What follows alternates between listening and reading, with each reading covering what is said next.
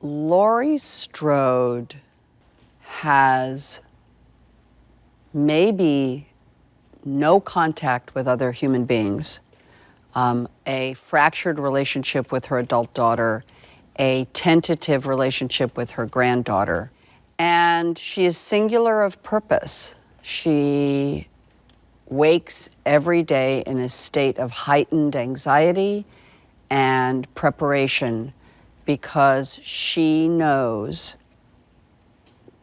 that Michael Myers is going to come back and try to finish what he started with her. Laurie Strode can't move forward in her life until she has come face to face again with Michael Myers.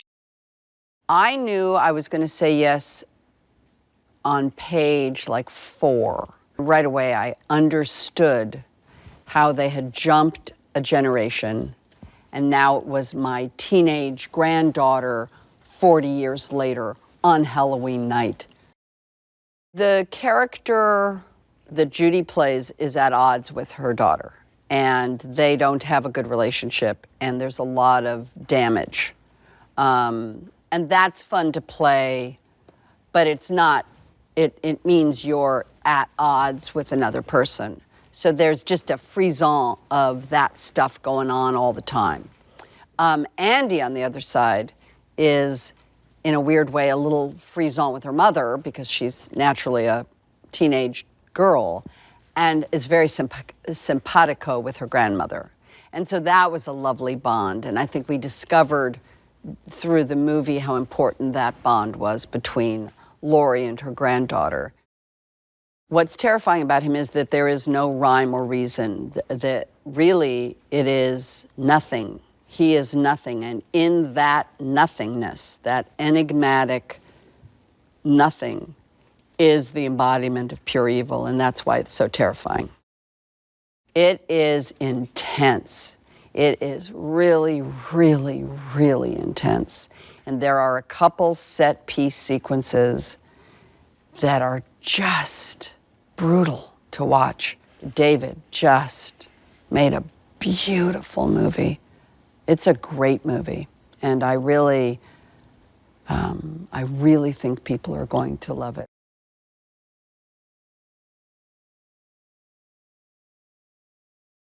It's a pivotal movie in cinema and certainly horror history, and to be a part of reimagining the franchise, I mean, I've been really excited about that.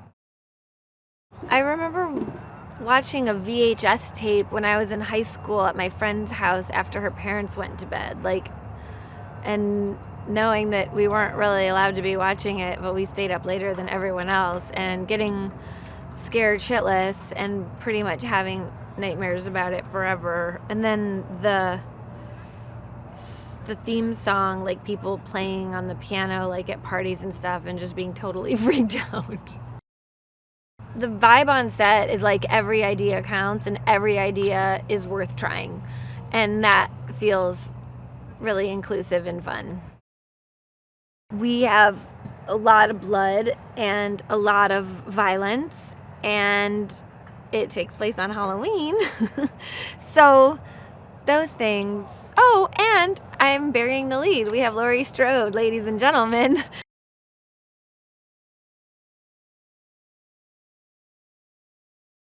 I think that they are really similar. They have a lot of similarities. I think that was one of the beautiful things that David and Danny and Fradley did with Allyson, is they made her very much an homage to Laurie in 1978, pre being terrorized.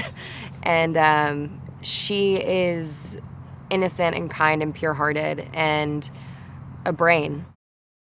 I personally find him terrifying from the first time I was introduced to Michael Myers to even now on this set.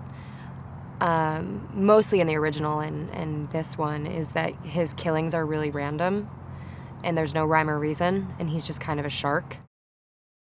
David is a genius at the base, but he's also really collaborative, and I feel like part of the reason he loves doing what he does is to work with all these people who have very different minds and very different ideas and have different approaches to the same story, you know, and he's not shy or precious about exploring that.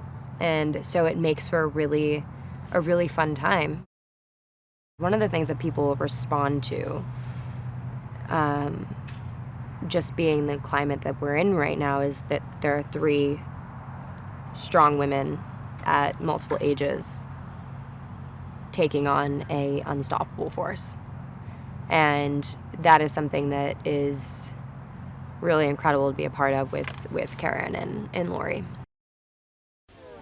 Did you know that serial killer Ed Gein had inspired 3 major films, Psycho, The Texas Chainsaw Massacre and Silence of the Lambs, not to mention a whole lot of cheesy straight-to-video movies. When police raided his farm, they discovered masks, bowls and lampshades made of skin, decapitated heads and even a belt made of nipples. Ugh.